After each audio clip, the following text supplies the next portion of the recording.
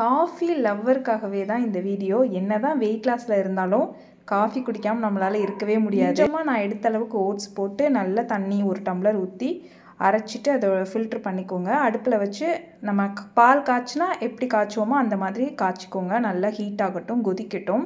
ரொம்ப கெட்டியாகிடும். அதனால் எந்த அளவுக்கு தண்ணி ஆட் பண்ணுறீங்களோ அந்தளவுக்கு நல்லாயிருக்கும். கடைசி வரைக்கும் தண்ணியாக இருந்தாலுமே காஃபி கலக்கும் போது என்ன ஆகிடும்னா திக்காகிடும். தண்ணியாக இருக்கிறது பெஸ்ட்டு.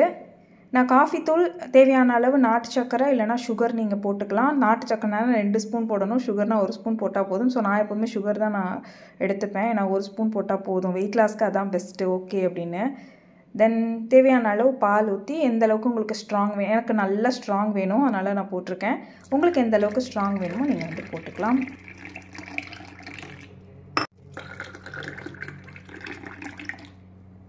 டேஸ்ட் அல்டிமேட்டாக இருக்கும். காஃபி குடித்தா ஒரு மாதிரி கம்முன்னு இருக்கும், அந்த ஃபீல் இருக்காது. ட்ரை பண்ணி பாருங்கள்.